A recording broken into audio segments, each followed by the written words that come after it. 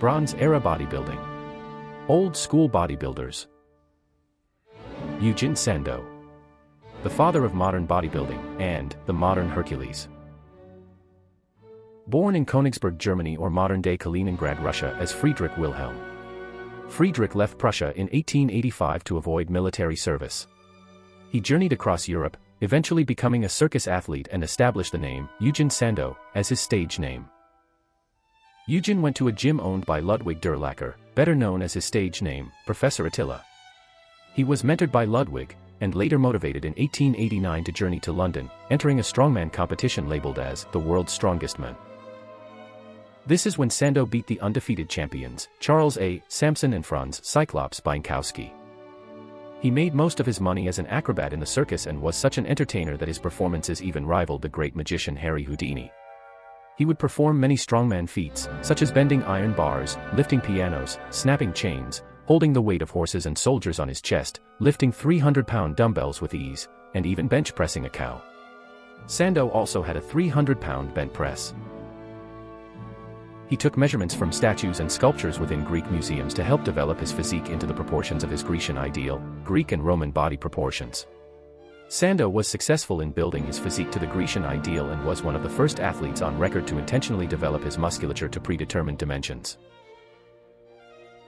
This makes Eugen the first bodybuilder on record, as far as we know. Eugen promoted the very first bodybuilding contest known as the Great Competition on September 14, 1901. Where the top 3 winners were awarded a trophy of himself in gold, silver, and bronze. The trophy is now known as the Sandow and is awarded to Mr. Olympia every year since 1977. The bronze Sandow from the Great Competition was awarded to the 1950 Mr. Universe winner, Reg Park. Steve Reeves later defeated Park and the Sandow wasn't used as a trophy again until 1977, which was awarded to Frank Zane. Bobby Pandur. The poor man's Eugen Sandow. Władysław Kurczak was born in Warsaw, Poland in 1876. His brother, Ludwig, went to England along with him in the early 1900s to pose, show muscular proportion, and perform various balancing acts as champion gymnasts. Early in his career, Professor Attila was credited to Władysław's name adjustment, changing it to Bobby Pandur to help the brothers get more publicity. Pandur supposedly refused to train with heavy weights and decided to concentrate on exercising with dumbbells no more than 15 pounds most of the time. He flexed and tensed his muscles quite often, and developed recognizable muscle tone in his thighs. Bobby Pandur was prominent at the same time as Eugen Sandow, and he lived in his shadow since Sandow was number 1 at the time. This is why he inherited the nickname, the poor man's Eugen Sandow. Bobby Pandur's physique was equally impressive though. Bobby and his brother performed an act in the Ringling Brothers Circus in the early 1900s and often headlined as the Herculean Marvels on the vaudeville circuit. He was touring the American vaudeville with his brother from 1907 to 1915 and suffered a horrible stage accident in Cincinnati and didn't recover completely. After this, he retired from the stage and lived in New York. Ludwig moved to Brooklyn. With the deep definition under every muscle layer he developed, Bobby was one of the most prominent posers of his time as he impressed many audiences with his uncommon routines of muscle movements and excellent balance and muscle control. He passed away at the young age of 44. 38 years old depending on sources. Charles Atlas. The world's most perfectly developed man. Angelo Siciliano was born in Acre, Italy and moved to Brooklyn, New York at the age of 10. He later became a leather maker. He attempted many forms of exercise utilizing weights, pulley resistance weights, isometrics, and gymnastic-style calisthenics. In 1921, Angelo was labeled the world's most perfectly developed man in a competition held in the Madison Square Garden. He took the name Charles Atlas after a friend told him that his appearance resembled the statue of Atlas on the rooftop of a Coney Island hotel. He legally changed his name in 1922. Charles Atlas Limited was founded in 1929. It continues to receive revenue from a fitness program that he marketed beforehand, the 97-pound weakling, now owned by Jeffrey C. Hogue. Earl E. Lederman. The grandfather of modern bodybuilding. Earl was born in 1886 in Brooklyn, New York to poor Swedish immigrant parents. He graduated from a high school in Jamaica, New York and pursued his career as a physical education instructor at a state school. After earning his diploma, he was engaged as a physical culture specialist. Lederman tried boxing and wrestling, and assumed that he had little talent in the sports. One day a talent scout convinced him to try his hand at a strongman act, which was more to his taste. He began lifting as a vaudeville strongman in the 1920s and became the undisputed king of mail-order musclemen. Soon after, he switched to radio broadcasting and then to journalism before moving to California, where he attracted hundreds of bodybuilders. He demonstrated his strength skills, acrobatics, and physique for 8 years, entertaining and informing crowds. Eventually he decided to publish his workout routines through mail order in publications of articles, books, and magazines. Lederman became a publisher for Muscle Power. He was partly responsible for California being characterized as the bodybuilding capital of the world at the time, as he played a huge role in popularizing fitness and strength training that influenced exercise today. Lederman was known for his holistic approach to health and overall well-being. He was heavily involved in strength training, and one of his notable publications is The Science of Wrestling and the Art of Jiu-Jitsu, which directly reflects his forms of physical exercise and training. George Karl Julius Hackenschmidt, the Russian Lion. George was born in Tartu, Estonia. He lived with his parents, who were Baltic Germans, and devoted himself to physical development at a very early age. Hackenschmidt decided that he wanted to acquire skill in engineering not long after graduating from high school in 1895. He worked as a blacksmith's apprentice in the city of Tallinn, now known as Reval. He joined the community's athletic and cycling club and won awards in cycling, wrestling, and weightlifting. George had a strict diet throughout his life, eating mass amounts of meat as an adolescent and consuming more fruits, vegetables, nuts, and milk as he matured. He lived most of his life in London, England, where he acquired the name, the Russian Lion. He is known for inventing his version of the squat, the hack squat, which was basically a deadlift with arms behind the body that targeted the quadriceps more than the posterior chain. Hackenschmidt also invented the floor press, the bench press variation that is used widely to this day. He was believed to be the creator of the bear hug wrestling move and was by far the quickest wrestler among big men known of his time. He practiced and excelled in European Greco-Roman wrestling and professional wrestling. George was known for his impressive strength, fitness, and flexibility, and also published books on physical training, culture, and philosophy. He was considered the strongest and most developed man in the world at the time. He had a 330-pound bridge press, a 271-pound bent press, a 361-pound bench press, and a 660-pound deadlift. Remaining physically fit, he could bench press more than 150 pounds, jump over a chair repeatedly, and run 7 miles in just 45 minutes while in his mid-80s. William Bankier. Apollo the Scottish Hercules. Born in Banff, Scotland on December 10, 1870, William Bankier became fascinated by the idea of being a circus performer.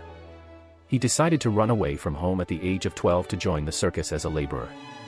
His father brought him back home, but months later Bankier ran to sea, uniting with a ship's crew. Following a shipwreck, William discovered he was in Montreal, Canada, where he worked as a farm laborer. At 14, he joined Porgy O'Brien's Road Show, where one of the performances was an act by a strongman. Once the Road Show's original strongman couldn't go on in performing his act due to intoxication, Bankier appeared in his place, putting on a decent show. He gradually built his skill as a performer and strongman until a year went by. Will then chose to join the Ginnet Circus for 3 months, performing as Carl Clendon. He was later the strongman performer known as King Rat of the entertainment industry, the Grand Order of Water Rats, in 1915 and 1919. Bankier helped establish the Apollo Saldo Academy in London after retiring with Monty Saldo, luring famous wrestlers and lifters including George Hackenschmidt, Maurice Diaz, and Ferdy Gruen. He was the founder of the British Jiu-Jitsu Society as well. Siegmund Breitbart. Known as the strongest man in the world and Iron King. Breitbart was born on February 22, 1893 into an observant Jewish family of blacksmiths in Stryko near Lodz, Poland.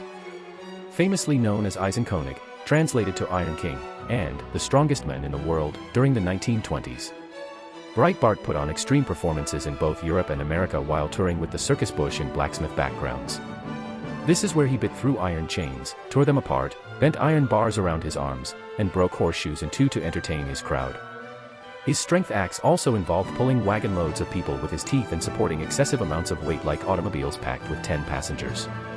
A bridge was built above his chest in an act during the Tomb of Hercules, as animals such as elephants and bulls would tread over it. He lifted a baby elephant and carried it up a ladder, had stones broken over his chest with sledgehammers, and even supported the wall of death, otherwise known as the motordrome, on his chest as motorcycles were operated within. Siegmund was a Polish-born circus performer, vaudeville strongman, and Jewish folklore hero, and even authored a book of his own labeled Muscular Power. Siegmund accidentally injured himself during a strongman act in 1925. He stabbed himself in his knee with a spike that he drove through 5 1-inch thick oak boards using his bare hands.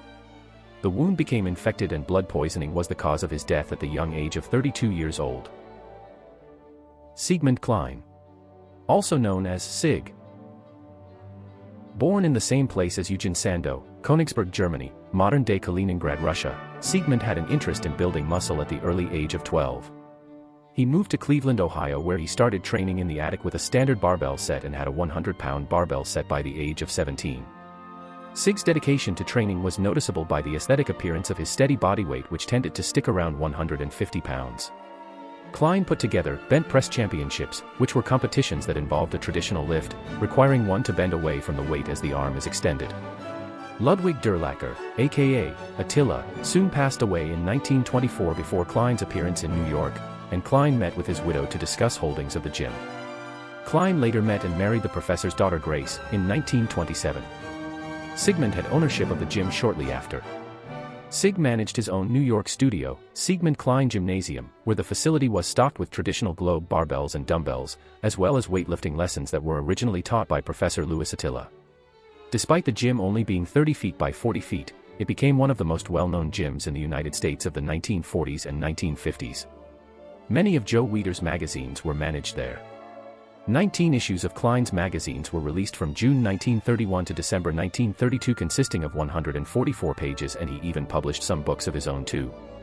Some of Siegmund's notable lifts include a strict military press of 229.25 pounds, one arm snatch of 206 pounds, one arm clean and jerk of 190.5 pounds, bent press of 209 pounds, and a crucifix of 126.75 pounds, all while being between 147 to 153 pounds body weight. Arthur Saxon, the Iron Master. Hennig was born in Leipzig, Germany. He was a widely known German strongman and circus performer between the late 19th century and early 20th century. He is famously known for his world record of 371 pounds, 168 kilogram bent press and the 2 hands anyhow lift, performed with 448 pounds. With his pinky finger, he also raised a 297-pound weight overhead using a leather loop. Donald Dinny, the strongman from Scotland, stated in a British magazine, "For pure strength, Arthur Saxon has never been equaled by any man the world ever produced." In Leipzig, Arthur was persuaded to join Arno Pachka and Oskar Helgenfeld to put on the greatest strong show in the nation. Saxon was and still is recognized by his unique mustache. Hennig was eager to make money as a strongman, eager enough to challenge Eugen Sandow and claim victory over his performance. Sandow ruled by the court's decision, providing evidence that he did complete the bent press in the same manner as Arthur. Arthur also practiced Greco-Roman wrestling from a young age in Germany.